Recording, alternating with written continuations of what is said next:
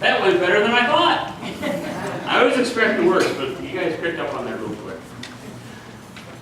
Grace, mercy, and peace be yours and abundance from God our Father and from our Lord and Savior Jesus Christ. Amen.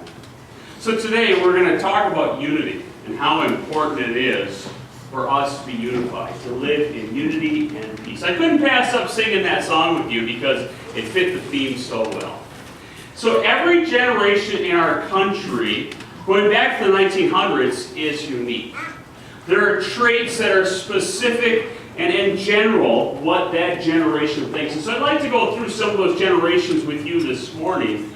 And as you listen to each generation, some of the caricatures, consider how each generation works together.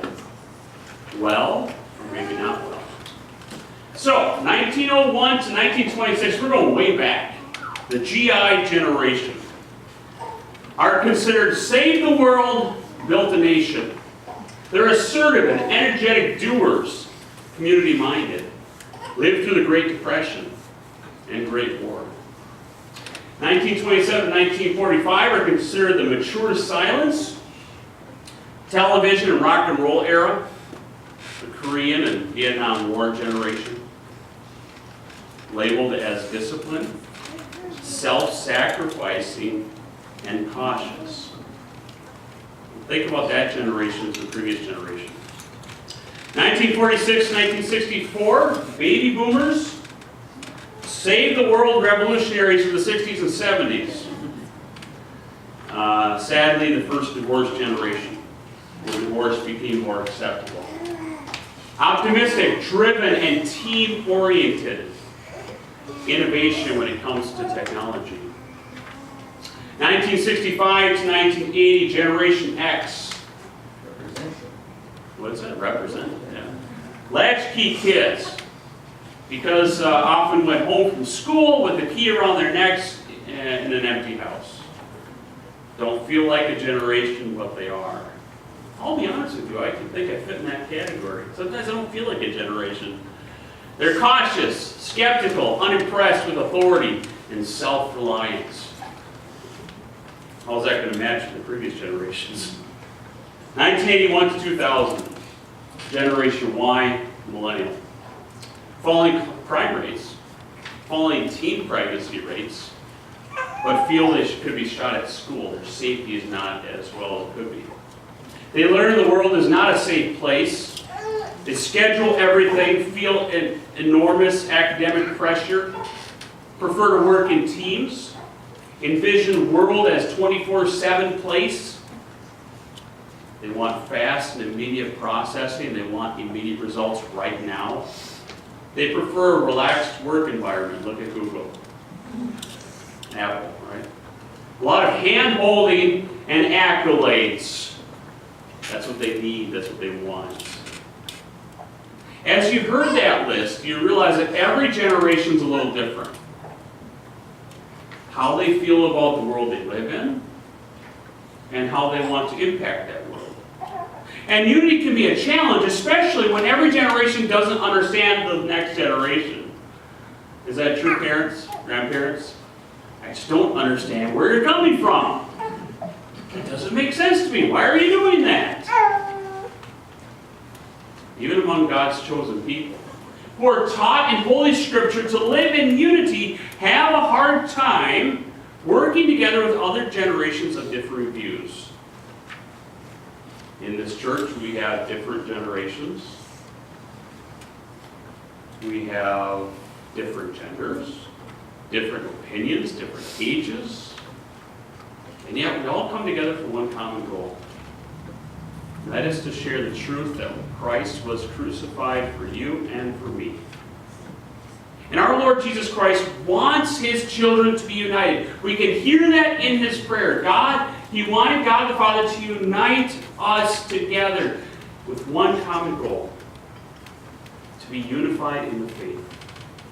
Jesus is alive for our unity. Christ is risen. He is risen indeed. Hallelujah. You were wondering when I was going to use that. This is the last chance we get to do it, too. This is the 7th week of Easter. In his high priestly prayer, Jesus gives us a perfect example of unity. He said, I am praying not only for them, but also for those who believe in me through their message. That's you and I. May they all be one, as you, Father, are in me and I am in you. May they also be one in us, so that the world may believe that you sent me. So that's your motto right there. Just like the Father and the Son, we are to be united. The perfect example of unity. Jesus kept every single command that God had given him, that he had given us too. He kept it perfectly. He went all the way to the cross for you. And now you and I have an opportunity to give people a glimpse of that unity, of what goes on in heaven here on earth, because of the great love that Jesus has shown to us. Our unity is reflective upon Christ and reflects out into the community. Jesus said, let your light shine before men that they may see your good deeds and praise your Father in heaven. Jesus' prayer is that your faith would increase through the message of the gospel. And the greatest way for this to happen is when believers are in agreement. If a church isn't united in what they believe, what impression does that give to outsiders, let alone those who are inside the church? You have basically a dysfunctional family, and the model isn't pretty. What person is going to want to join a family of believers who preach unity and peace, like we just sang, and yet they practice the complete opposite, and they are in constant turmoil? One of the greatest things we can do as a congregation is to bear witness to Christ's love in the community by standing united in one heart, soul, and mind. Being together in Christ Jesus. Humbling yourself, as the scriptures talk about. Realizing that this is not about me, this is about my Savior. We just got done going through world religions in our Bible study, and it always comes down to, thus says the Lord. Right? That's the main important thing. And you and I believe that Jesus came down to earth, he suffered for us, he died, and he rose again. And we agree that he came to this earth to keep that law perfectly in my place. To die in my place, to rise again, that we might rise to eternal life someday. That song, how good and how pleasant it is when God's people live together in unity. When we can build each other up in Christ, knowing that there's a whole big world out there that wants to tear us down, that wants to destroy us. And then we all have that own sinful nature that loves to rear its ugly head. We are one body in union with Christ. And that message continues from generation to generation. Now the style and mode which you share it may change, but the message has to remain the same. Jesus died for me and my sins are forgiven, that I too might share in the glory of heaven. God grant that our faith may be strengthened through that word, through the sacrament, as we continue to live in that grace. When it comes to ministry, again, it's not about what I think, my opinion, or my feelings on the subject. But what does God say about this or that? Always return to God's word. To him be all the glory, right? That's what the ministry is all about. We have to be united for the right reasons. What do we stand on? What is our rallying cry? It has to be the truth found in God's word. And only in that truth are we properly united. The world wants everyone to get along. There has to be this facade of agreement among many faiths. But when you look at the individual teachings of all the different churches, you quickly realize there is no unity at all. So our unity, our coming together, has to be based on the scriptures alone. The great preacher Charles Spurgeon said this about unity. He's not a Lutheran, okay? But he has a lot of good teachings from Scripture. To remain divided is sinful. Did not our Lord pray that we may be one even as we are one? A chorus of ecumenical voices keep harping the unity tune. What are they saying? Christians of all doctrinal shades and beliefs must come together in one visible organization regardless. Unite, unite.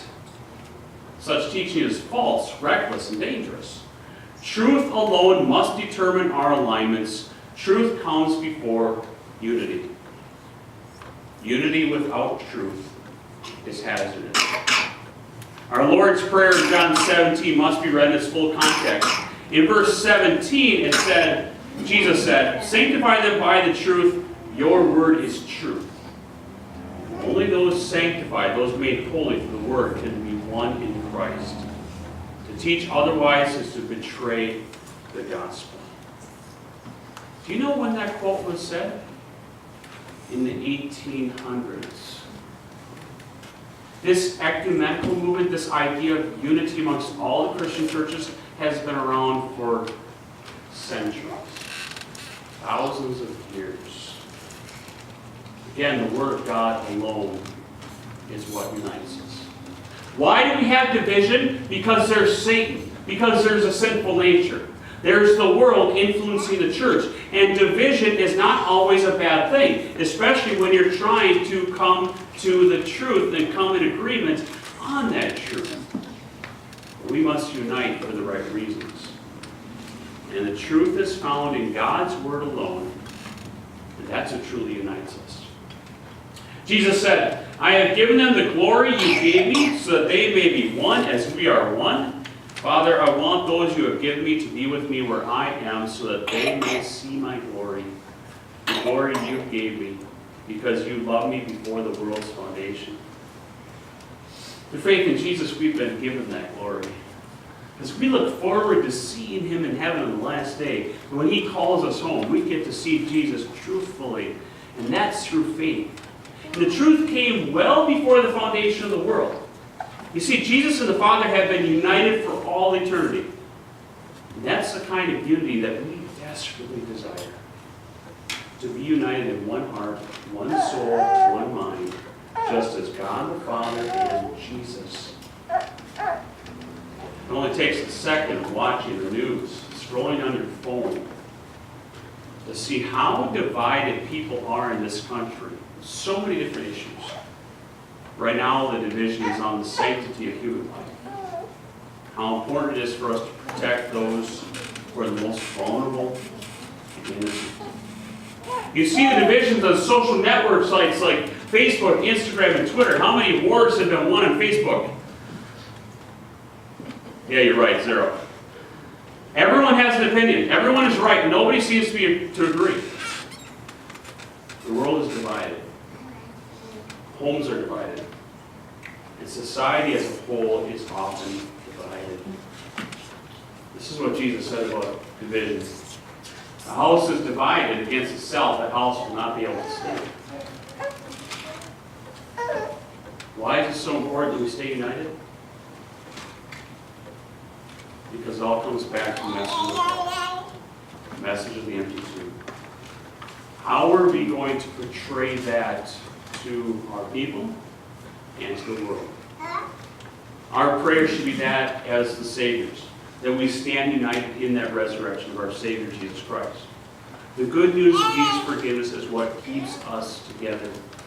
It's what we use to build each other up, to keep going in this life. Jesus' prayer ends this way.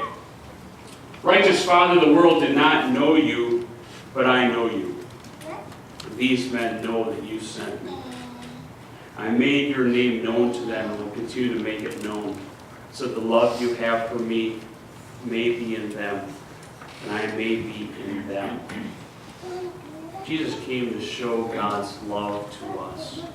That this is God's will for you, to save all mankind. He loves His creation, every part of it. He wants all men to come to the knowledge of the truth, and that is Jesus Christ.